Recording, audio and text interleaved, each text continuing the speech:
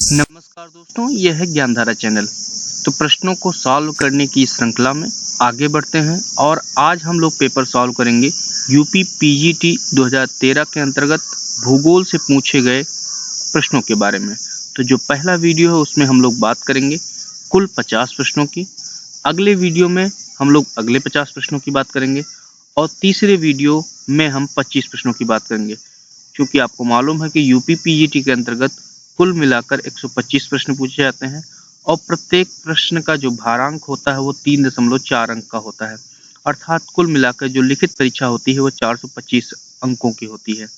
और इसी तरह से 50 नंबर का आपका इंटरव्यू होता है, साक्षात्कार होता है और 25 नंबर जो है एकेडमिक रिकॉर्ड्स होते हैं। ठीक है, अब हम लोग पहला प्रश्न देख लेते हैं कि क्या पूछा गया है।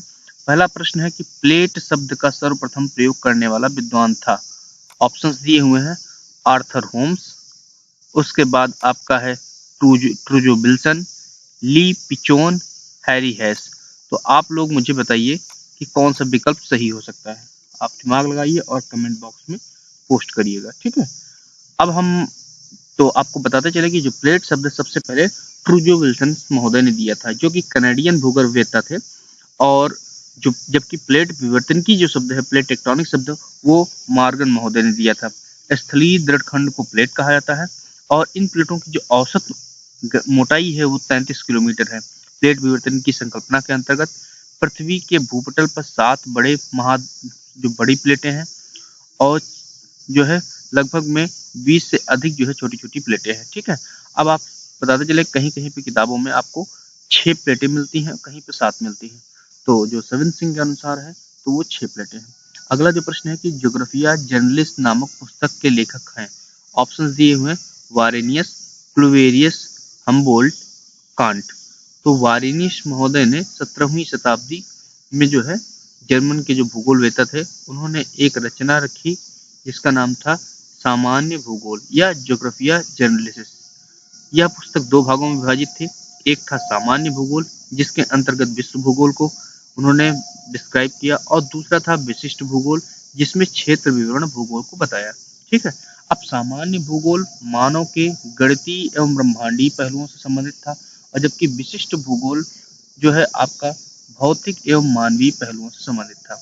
अगला प्रश्न जो पूछा गया है उसको हम लोग देख लेते हैं कि धरातल पर स्थित वह बिंदु जहां सर्वप्रथम भूकंप अनुभव किया जाता है। तो ऑप्शंस दिए हुए भूकंप मूल, भूकंप केंद्र, अधिकेंद्र, इनमें से कोई नहीं। तो जहां से भूकंप शुरू किया जाता है, शुरुआत होती है, ठीक है, तो वो होता है आपका भूकंप केंद्र और जहां पे सबसे पहले अनुभव किया जाता है वो होता है अधिकेंद्र। ठीक है, तो उसको आपको याद रखना है।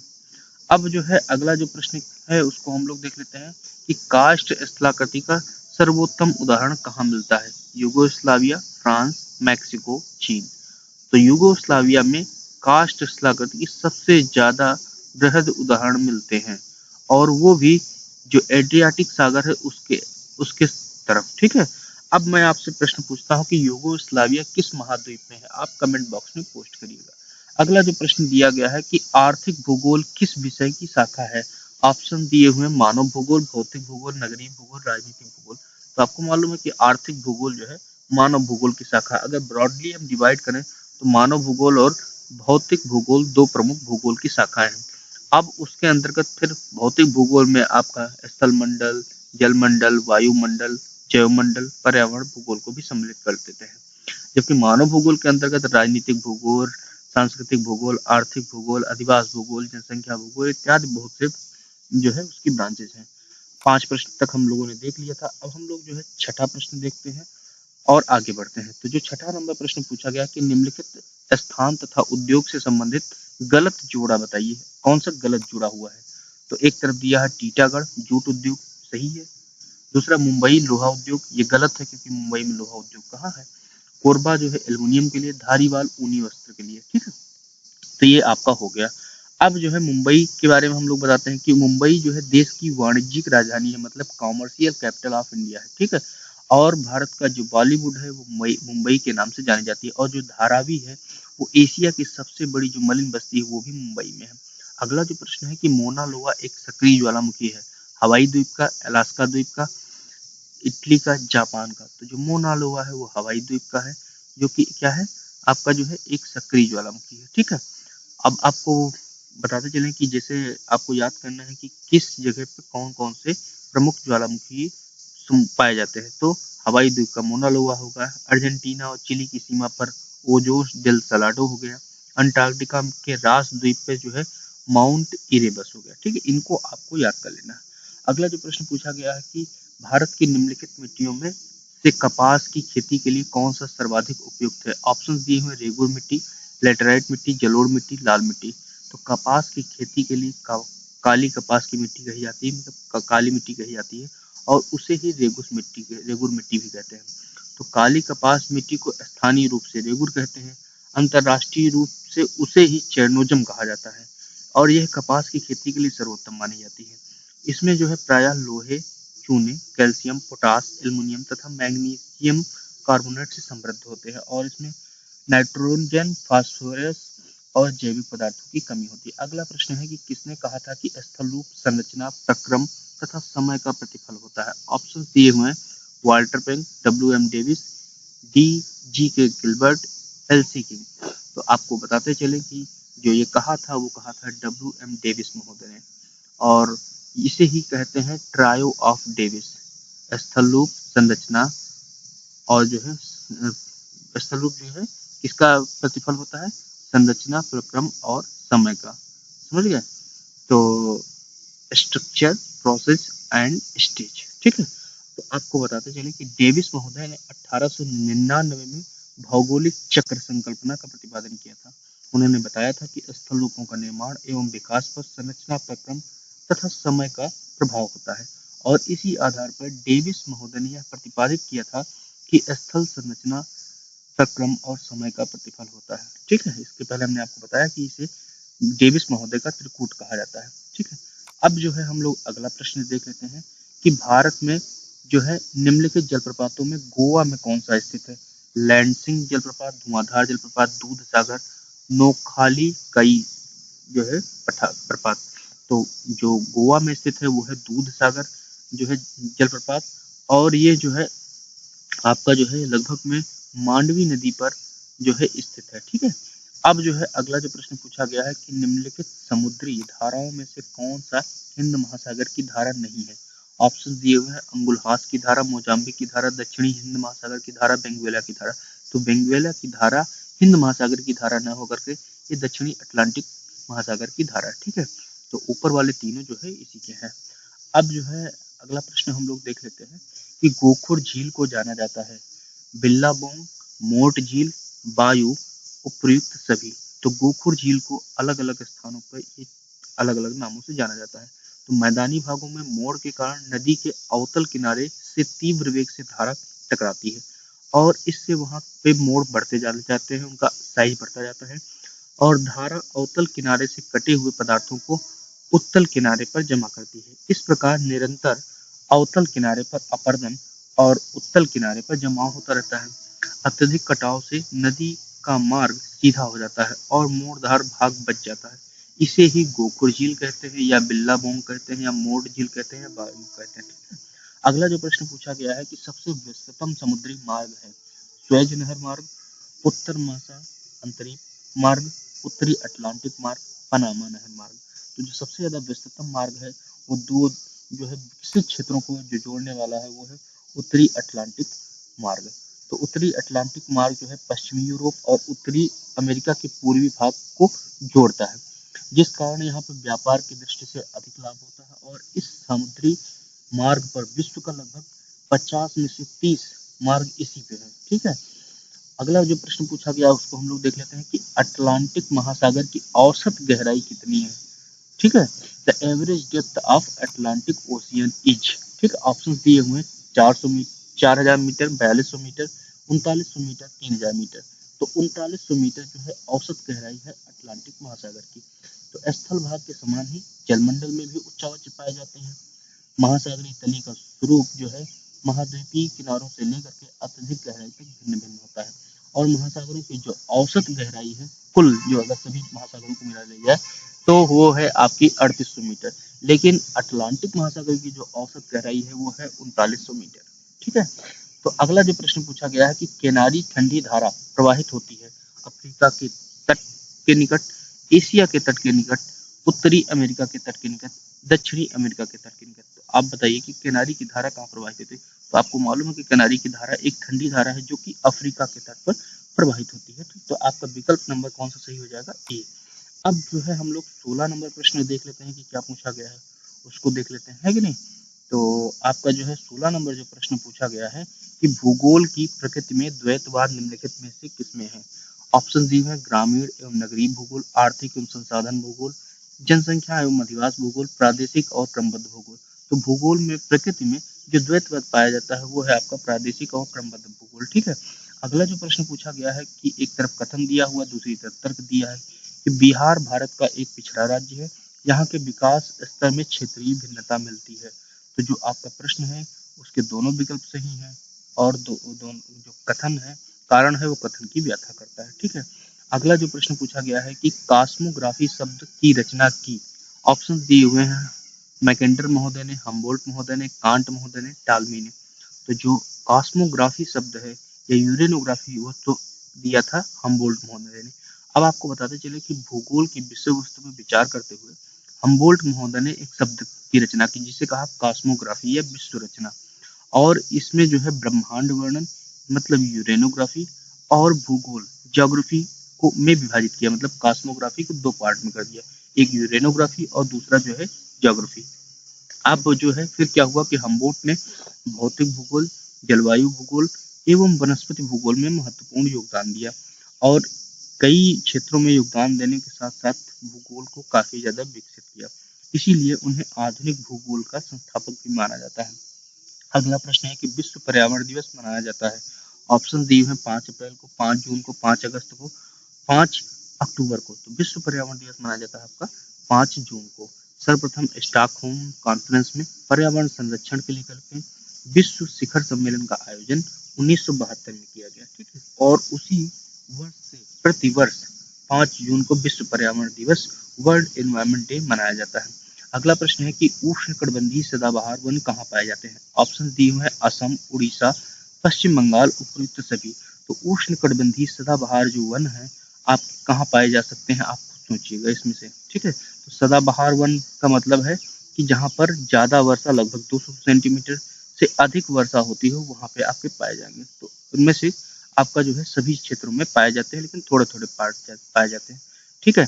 तो उष्ण कटिबंधीय सदाबहार वन या ट्रॉपिकल एवरग्रीन फॉरेस्ट जो है जहाँ 200 से 250 सेंटीमीटर वर्षा होती है और तापमान जो है हमने आपको बताया कि 24 डिग्री से 27 डिग्री के बीच में होता है। ठीक है। तो ये वन जो है ज्यादातर जो पाए जाते हैं वो पश्चिमी तट के भाग में पाए जाते हैं, पूर्वी तट पूर्वी हिमालयी क्षेत्रों में पाए जाते हैं। ठीक है। अगला जो प्रश्न है वो उसको देख लेते हैं कि निर्माण उद्योग किस आर्थिक क्रिया में आते हैं। ऑप्शंस दिए हुए हैं प्राथमिक क्रिया, द्वितीय क्रिया, तृतीय क्रिया, चतुर्थ क्रिया। तो इसके पहले जो वीडियो हम लोगों ने बनाया था यूपी टीजीटी के अंतर्गत पूछे गए भूगोल से संबंधित प्रश्नों में, उसमें हमने प्राथमिक, द्वितीय, तृतीय को अच्छे से बताया था। ठीक है।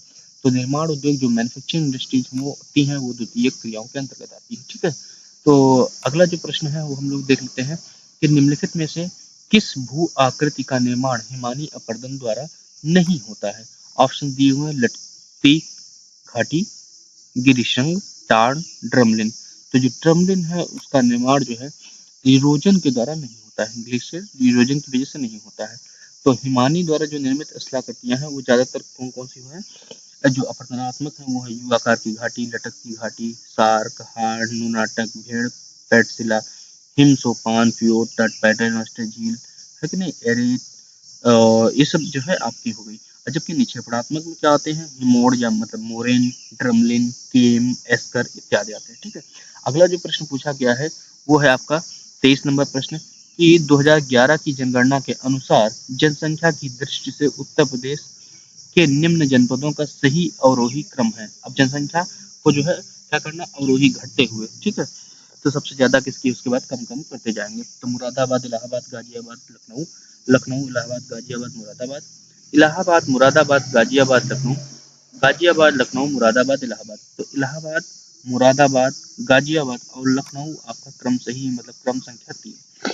तो आपको बताते चले कि जो इलाहाबाद है उसकी जनसंख्या 2011 की जनगणना के अनुसार 59 लाख से अधिक थी, जबकि मुरादाबाद 47 लाख से अधिक, गाजियाबाद 46 लाख से 81,000 के से, और जो आजमगढ़ है वो भी 46 लाख, और लखनऊ जो है क्या 45 लगभग 46 लाख। ठीक है। अगला प्रश्न पूछा गया है कि वर्षा के संलयन सिद्धांत का प्रतिपादन किया है। ऑप्शन दिए हुए हैं पेटरसन, बर्गरान, वान गुथ और बोवेन।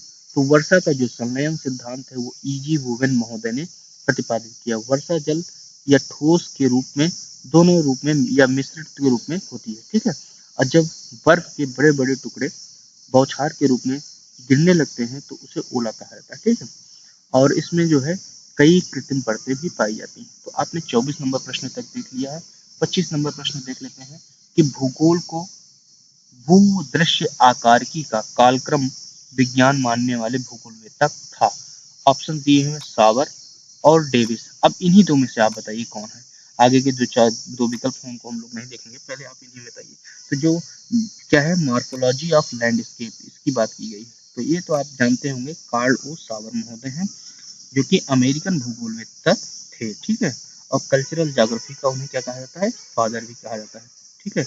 तो आपने देख लिया, और आपको बताते चले कि उन्होंने जो एक बुक लिखी थी मॉर्फोलॉजी ऑफ लैंडस्केप, वो 1925 में प्रकाशित हुई थी। ठीक है। अगला जो है प्रश्न देख लीजिए कि सूची 1 को सूची 2 से सम्मिलित करना है। सूची एक तरफ में दिया हुआ है बांध, और दूसरी तरफ किस नदी पे बने हुए हैं वो दिया हुआ है। तो तिलैया बांध दिया हुआ है, पंचेत हिल बांध दिया हुआ है, राणा प्रताप सागर, माता टीला बांध, और ये ऑप्शन दिए। तो आप माता टीला से मिलाना शुरू करिए। माता टीला बांध कहाँ पे है, बेतवा नदी पे। ठीक है। डी का आपका 4 हो गया। ठीक है। राणा प्रताप सागर आपका जो है चंबल में है, चंबल, ये देखिए। तो आपका सी का हो गया 2। तो ठीक है, ये 2 हो गया आपका, ये 2 ऑप्शन हो गए। फिर उसके बाद जो है आपका पंचेत हिल बांध जो है आपका जो है कहाँ पे है, दामोदर नदी पे है। ठीक है। और जो आपका तिलैया है वो कहाँ है, बराकर पे है। ठीक है। तो ये आपका मिल गया। ठीक है। ये ऑप्शन साफ मिला लीजिएगा। अगला प्रश्न है कि क्षेत्रीय विभेदन की अवधारणा को निम्नलिखित में से कहा जाता है। ऑप्शन दिए हुए हैं अपवादवाद, क्षेत्रीय अध्ययन, क्रमबद्ध भूगोल, प्रादेशिकतावाद। तो विभेदन, क्षेत्रीय विभेदन की जो अवधारणा है उसे कहा जाता है क्षेत्रीय अध्ययन के अंतर्गत। ठीक है। अगला जो प्रश्न है उसको हम लोग देख लेते हैं कि भारत का राष्ट्रीय जैविक उद्यान स्थित है। ऑप्शन दिए हुए हैं मुंबई में, नई दिल्ली में, लखनऊ में, बेंगलोर में। तो जो नेशनल, जो ये दिया हुआ है NBRI, ठीक है, नेशनल बोटैनिकल रिसर्च इंस्टीट्यूट, वो आपका स्थित है लखनऊ में। ठीक है। आपका विकल्प नंबर कौन सा सही है, ये सी। ठीक है। अगला प्रश्न पूछा गया कि भारत का सर्वाधिक नगरीकृत राज्य है। ऑप्शन दिए हैं गोवा, पंजाब, नागालैंड, सिक्किम। तो गोवा जो है सबसे ज्यादा अर्बनाइज्ड जो है स्टेट है। और आपको बताते चलिए कि जो भारत है, भारत की जो औसत नगरीयता है या नगरीकरण है वो 31.16% है। और सबसे ज्यादा 62% जो है गोवा का है। उसके बाद मिजोरम 52% है। ठीक है। तमिलनाडु आपका 48, केरल 47, और जो महाराष्ट्र है वो आपका जो है 45% है। अगला जो प्रश्न पूछा गया है कि कॉस्मॉस नामक पुस्तक किस विद्वान ने लिखी। ऑप्शन दिए हुए हैं हम्बोल्ट, रिटर, रेडजेल, हेटनर। तो कॉस्मॉस जो है महोदय, जो कॉस्मॉस पुस्तक है वो हम्बोल्ट महोदय ने लिखी थी। ठीक है। और जो कि विश्व जो है 5 खंडों में प्रकाशित हुई थी। और आपको बताते चले कि ये वही एक भूगोलवेत्ता है जिन्होंने जो है बताया कि वनस्पति पर ऊंचाई और तापमान का प्रभाव पड़ता है। ठीक है। और इन्होंने जो है लगभग 90,000 किलोमीटर की यात्राएं की और भौगोलिक तथ्यों को संकलित किया। अगला जो प्रश्न पूछा गया है कि लोपोलिथ और फैकोलिथ किस वर्ग की चट्टानें हैं। ऑप्शन दिए हुए हैं आग्नेय शैल, अवसादी शैल, कायांतरित शैल, उपरोक्त में से कोई नहीं। तो आपका जो लोपोलिथ है और फैकोलिथ है वो जो है आग्नेय शैल है। ठीक है। अब आपको बताते चलें कि आग्नेय चट्टानों का निर्माण मैग्मा के ठंडे होने होकर जमने से होता है और ठोस होने से होता है। ठीक है। आपको ये मालूम है। तो लोपोलिथ और फैकोलिथ जो है मध्यवर्ती आग्नेय चट्टानों के अंतर्गत आते हैं। और लोकोलिथ जब पृथ्वी के धरातल के निकट परतदार शैलों के रूप में गुंबदाकार संरचना में मैग्मा के जमने के कारण इनका निर्माण होता है। तो जब गुंबदाकार स्थलाकृति बनती है अभ्यंतरिक शैलों के रूप में तो वो होती है आपकी लैकोलिथ। और जो फैकोलिथ होती है उसमें क्या होता है कि जो मैग्मा का जमाव होता है वो जो है क्या है, तरंगों के रूप में होता है। ठीक, लहरदार होता है। और मोड़ों में जो है अपनति और अभिनति में जो है लावा का जमाव होता है, ठीक है। तो अपनति अभिनति है तो वो आपका हो जाएगा क्या, वो हो जाएगा आपका फैकोलिथ, ठीक है, फेंक दिया गया। और जो लैकोलिथ है उसमें जो है आपका गुंबदाकार होता है, ठीक है। अब लोपोलिथ की बात करें तो लोपोलिथ में जो है क्या होता है कि जब लावा का जमाव धरातल के नीचे अवतल आकार वाली छिछली बेसिन में होता है तो एक तस्तरी नुमा आकृति का विकास होता है, तो जिसे लोपोलिथ कहते हैं। तो अगर तस्तरी नुमा होता है तो लोपोलिथ है, अगर लहर नुमा हुआ तो फैकोलिथ है, अगर गुंबदाकार हुआ है तो लैकोलिथ है, ठीक है। इसको आप स्पष्ट कर लीजिए क्योंकि कई बार प्रतियोगी परीक्षाओं में इससे प्रश्न पूछे जाते हैं। अगला प्रश्न है कि कौन सी नवीन पर्वत श्रृंखला है। ऑप्शन दिए हैं अरावली, हिमालय, विंध्यान, सतपुड़ा। तो हिमालय जो है अल्पाइन पर्वतीकरण के द्वारा बना हुआ वलित पर्वत है और इसके अंतर्गत और भी जो आते हैं वो है रॉकीज, एंडीज, है कि नहीं, इत्यादि आते हैं। अगला जो प्रश्न पूछा गया है 35 नंबर कि तापमान जो है विलोमता से क्या तात्पर्य है। तो ऊंचाई के साथ तापमान में कमी, ऊंचाई के साथ तापमान में वृद्धि, समान तापमान अक्षांशीय वृद्धि के साथ तापमान में कमी। तो तापमान विलोमता का मतलब है ऊंचाई के साथ तापमान में वृद्धि। जैसा कि आप जानते हैं कि जैसे जैसे हम ऊंचाई पे जाते हैं तो तापमान गिरता जाता है और जो तापमान गिरने की जो दर है वो 165 मीटर प्रति डिग्री सेंटीग्रेड है, अर्थात 1 किलोमीटर ऊंचाई पर जाने पर लगभग 6.5 डिग्री तापमान गिरता है। लेकिन तापमान विलोमता या इन्वर्जन ऑफ टेम्परेचर जो है तापमान धरातल से ऊपर जाने पर बढ़ने लगता है। तो ये कब होता है उसके बारे में हम लोग थोड़ा देख लेते हैं कि सामान्य जो है आपका जो है कि हमने आपको पूरा ये डिटेल में बता ही दिया है कि जैसे जैसे हम तापमान नीचे पृथ्वी की सतह से ऊपर जाते हैं तो तापमान घटता है, लेकिन कभी कभी ऐसी कंडीशंस होती हैं कि ऊपर जाने पर तापमान बढ़ता है, उसे ही तापमान विलोमता कहते हैं। अगला जो है प्रश्न हम लोग देख लेते हैं कि कौन से जीव भोजन के लिए घास तथा मांस दोनों पर इस प्रकार दोनों ही प्रकार के जैविक पदार्थों का उपयोग करते हैं। तृणभोजी जीव, मांसाहारी जीव, सर्वाहारी जीव, में से कोई नहीं। तो आपके जो सर्वाहारी जीव है वो आपका उपयोग करते हैं इस तरह से, ठीक है। तो पारिस्थितिक तंत्र में पोषण पदानुक्रम में संपन्न होता है कि नहीं। और ये 4 स्तरों में होता है। प्रथम स्वपोषित जो होते हैं, द्वितीयक शाक भाजी भक्षी या शाकाहारी, उसके बाद तृतीयक में मांसाहारी और चौथे में सर्वाहारी आते हैं और सर्वाहारी के अंतर्गत ही मनुष्य आता है, ठीक है। अगले जो है हम लोग देख लेते हैं कि जो पूछा गया है प्रश्न आपका वो देख लेते हैं कि क्या है।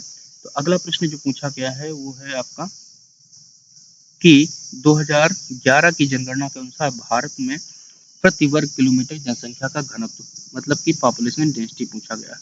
तो 382, 325, 372, 300 जो है 35। तो 382 2011 की जनगणना के अनुसार भारत की जनसंख्या घनत्व है, ठीक है। अब 2011 में तो इतना था, 2001 में कितना था वो आप हमें कमेंट बॉक्स में पोस्ट करिएगा और बताइएगा कि 2001 से लेकर 2011 के बीच में जनसंख्या घनत्व में कितनी वृद्धि हुई। आपके सामने स्क्रीन पे है, इससे पता चलेगा अगर आपने वीडियो देखा कि नहीं देखा, ठीक है। तो आप इसको देखिएगा। अगला जो है प्रश्न है कि उत्तराखंड की सर्वोच्च चोटी कौन सी है। नंदा देवी, कामेत, केदारनाथ, बद्रीनाथ। तो उत्तराखंड की जो सर्वोच्च चोटी है वो आपकी नंदा देवी। तो प्राचीन देवों की भूमि की उपमा से विभूषित देश का जो 27वां राज्य था वो था उत्तराखंड, जिसकी स्थापना 9 नवंबर 2000 को की गई थी। अब आप मुझे कमेंट बॉक्स में पोस्ट करिएगा कि 2000 में ही 2 अन्य राज्यों की स्थापना की गई थी, वो कौन कौन से राज्य थे और उनकी स्थापना किस तारीख को की गई थी, ठीक है। तो राज्य में बता देता हूँ, उनकी स्थापना दिवस आप बताइएगा। एक था झारखंड और दूसरा था छत्तीसगढ़। तो उत्तराखंड, झारखंड और छत्तीसगढ़ की स्थापना हुई थी। और 2014 में एक और राज्य बना, उसको आप बताइएगा। फिर 2020 में जो है 2 केंद्रशासित राज्य बने, उनको आप बताइएगा, ठीक है। तो आपको बताते चले कि जो प्रश्न पूछा गया उसमें नंदा देवी की जो ऊंचाई है वो जो है वो 7817 मीटर है, जो कि चमोली जिले में स्थित है। अगला प्रश्न पूछा गया कि परिवहन के साधनों में सबसे सस्ता परिवहन साधन कौन सा है। सड़क परिवहन, जल परिवहन, रेल परिवहन, वायु परिवहन। तो जल परिवहन जो है सबसे सस्ता साधन है, ठीक है। अगला प्रश्न पूछा गया कि हीरा एक कायांतरिक चट्टान है, इसका मूल रूप क्या है। ये कई बार प्रश्न पूछा गया है। बलुआ पत्थर, नीस, कोयला, इनमें से कोई नहीं। तो कोयला इसका उत्तर है, ठीक है, आपको मालूम है। अगला प्रश्न पूछा गया है कि निम्नलिखित में से किसने सर्वप्रथम गहन पारिस्थितिकी शब्द का प्रयोग किया।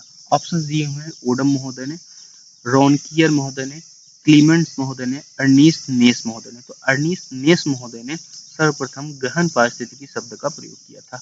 और मानव पारिस्थितिकी शब्द का जो प्रयोग किया था वो सबसे पहले एच बैरोज महोदय ने जो है 1923 में किया था, और एजी टांसले महोदय ने जो है 1935 में पारिस्थितिकी शब्द का प्रयोग किया था। तो इन शब्दों को आप याद कर लीजिएगा। अगला प्रश्न जो पूछा गया है कि निम्नलिखित में से कौन सी भूगोल की शाखा भौतिक भूगोल की शाखा है। ऑप्शन दिए हुए हैं अधिवास भूगोल, जनसंख्या भूगोल, भूआकृति विज्ञान और जो है कृषि भूगोल। तो भूआकृति विज्ञान या जियोमॉर्फोलॉजी जो है भौतिक भूगोल या फिजिकल ज्योग्राफी की ब्रांच है, और जो तीनों दिए हुए हैं ये आपकी ह्यूमन ज्योग्राफी की ब्रांच है। अब जो है हम लोग अगला प्रश्न देख लेते हैं।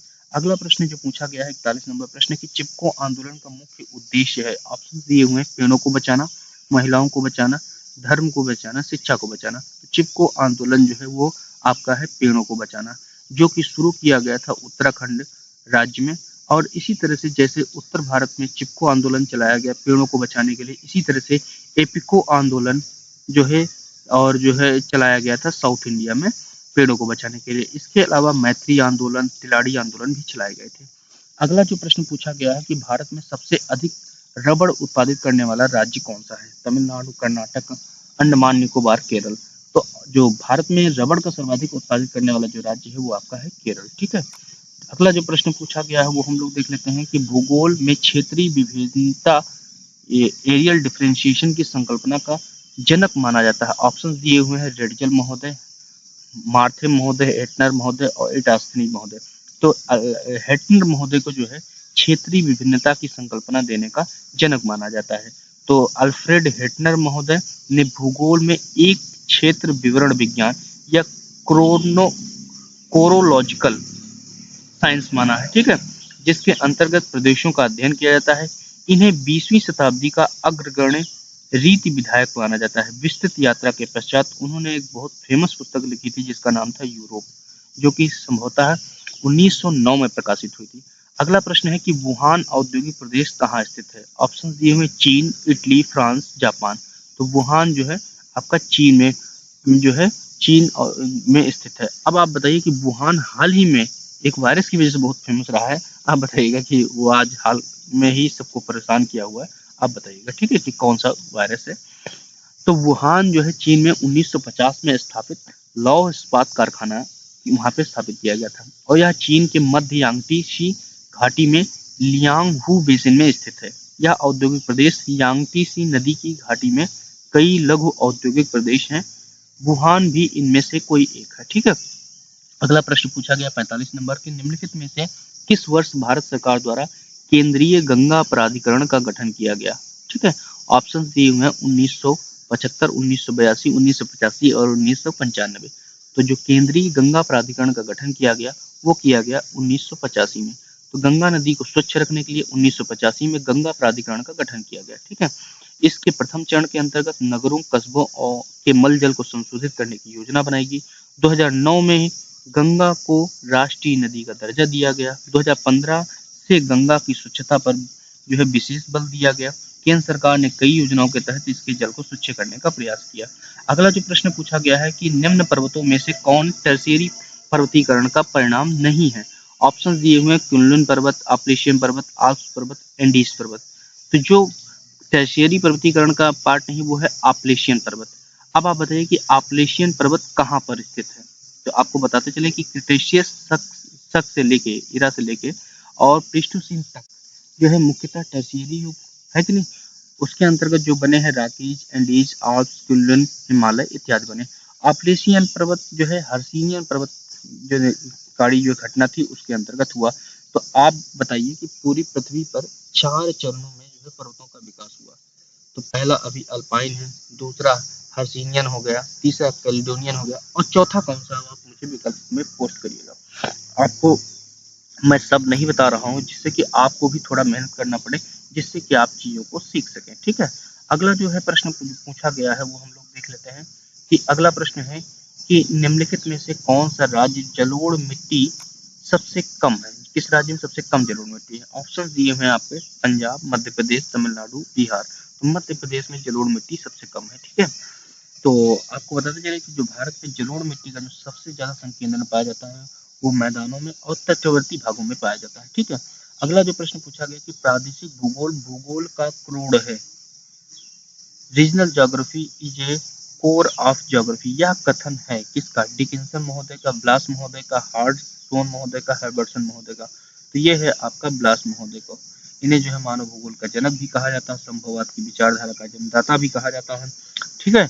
और भौगोलिक अध्ययन के संबंध में उनका यह मानना है कि भूगोल का उद्देश्य पृथ्वी के धरातलीय खंड है और लघु समान क्षेत्र में मानव और पर्यावरण के संबंधों का अध्ययन करना है। तो ब्लास महोदय ने ही कहा कि प्रादेशिक भूगोल भूगोल का क्रोध है। अगले जो प्रश्न है उसको हम लोग देख लेते हैं कि नेपा नगर का संबंध किस उद्योग से है। ऑप्शन दिए हुए हैं खाद, अखबारी कागज, साड़ियाँ, ऊनी। तो ऊनी वस्त्र, तो अखबारी कागज से है, ये आपको सभी लोगों को मालूम है। और आपको बताना क्या है कि जो नेपा नगर है वो मध्य प्रदेश के किस जिले में है और नेपा नगर जो उद्योग है उसकी स्थापना कब की गई। अगला जो प्रश्न पूछा गया है, जो अंतिम प्रश्न है इस वीडियो का, वो हम लोग देख लेते हैं। अगले वीडियो में हम लोग 51 नंबर प्रश्न से लेकर 100 नंबर प्रश्न सॉल्व करेंगे और तीसरे वीडियो में हम लोग 2013 के पेपर को खत्म करेंगे और उसमें जो है 25 प्रश्नों को सॉल्व करेंगे। तो ये प्रश्न है कि यह किस भूगोलविद ने कहा कि परिवर्तन प्रकृति का नियम है। ब्रूंज महोदय ने, ब्लास महोदय ने, हम्बोल्ट महोदय ने, हंटिंगटन महोदय ने।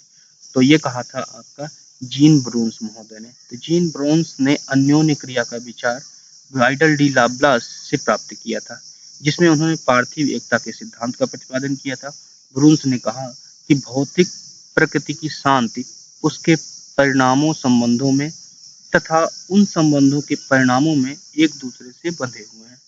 तो उम्मीद है ये 50 प्रश्न आपके लिए काफी उपयोगी रहे होंगे और इनसे जुड़े हुए कई और प्रश्न आपसे पूछे गए और इन प्रश्नों की जो है अच्छे से व्याख्यायित किया गया, तो ये आपके लिए लाभकारी होंगे। जो भी प्रतियोगी परीक्षाएं आएंगी, चाहे वो टीजीटी, पीजीटी हो या डीएसएसबी हो, यूजीसी हो या कोई और भी प्रतियोगी परीक्षा हो टीचिंग से जुड़ी हुई, तो उन सभी में आपके काम आएंगे। अगर आप अभी तक हमारे चैनल पर नए हैं तो चैनल को सब्सक्राइब करिए, बेल आइकन दबाइए, जिससे कि आपको नोटिफिकेशन मिलती रहे और अपने दोस्तों में वीडियोस को शेयर करना ना भूलें, क्योंकि इससे उनको भी लाभ मिलेगा। ठीक है, धन्यवाद।